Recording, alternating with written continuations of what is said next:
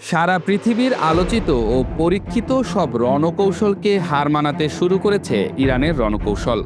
Iran অতীতের যে কোনো সময়ের চেয়ে ক্ষিপ্র ও বিধ্বংসী আক্রমণ পরিচালনা করছে বলে ধারণা বিশ্লেষকদের।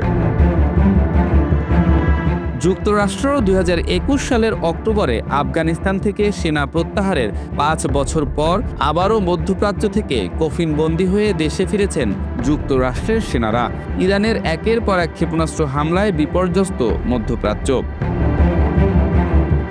যুক্তরাষ্ট্র ইসরায়েলকে নতুন করে বিপদে ফেলেছে ইরানের মোজাইক ডিফেন্স সিস্টেম, যা একটি বিকেন্দ্রীকৃত রণকৌশল। আইআরজিসি ৩১টি স্বায়ত্তশাসিত ইউনিটে বিভক্ত হয়ে প্রাদেশিক কমান্ডারদেরকে পূর্ণ স্বাধীনতা দিয়েছে, যে কারণে তেহরানের কেন্দ্রীয় কমান্ড ধ্বংস হলেও স্থানীয়ভাবে প্রতিরোধ ও প্রতিহামলা চলতে থাকে। এতে যুক্তরাষ্ট্র ইসরায়েলের ঐতিহ্যবাহী শক অ্যান্ড অ্যাওয়ে কৌশল ব্যর্থ হয়, কারণ ইরানের ছড়ানো মিসাইল সাইট, মোবাইল লঞ্চার ও প্রক্সি গ্রুপ অবিরাম আঘাত চালিয়ে যাচ্ছে। এই বিকেন্দ্রীকৃত কাঠামোই ইরানের প্রতিরক্ষা দর্শনের মূল শক্তি। প্রচলিত সামরিক ব্যবস্থায় যেখানে কমান্ড সেন্টার ধ্বংস মানেই পুরো যুদ্ধ কৌশল অচল হয়ে যাওয়া, সেখানে মোজাইক ডিফেন্স ঠিক উল্টো দর্শনে দাঁড়িয়ে। প্রতিটি ইউনিট যেন একটি স্বয়ংসম্পূর্ণ যুদ্ধ শিবির।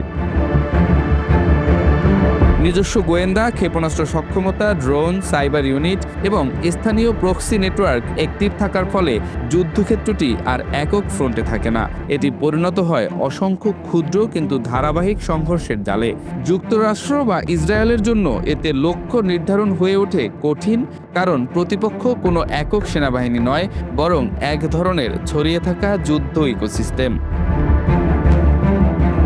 ঐতিহ্যগতভাবে যুক্তরাষ্ট্রের সামরিক শক্তি নির্ভর করে প্রযুক্তিগত আধিপত্য ও দ্রুত আঘাতের মাধ্যমে যুদ্ধের গতি নিয়ন্ত্রণে রাখার উপর। কিন্তু যখন প্রতিপক্ষের শক্তি কেন্দ্রীভূত নয়, বরং ছড়িয়ে ছিটিয়ে থাকে ভূগর্ভস্থ ঘাঁটি, মোবাইল প্ল্যাটফর্ম ও আঞ্চলিক মিত্রদের মধ্যে, তখন সেই আধিপত্য আর সরাসরি ফল দেয় না।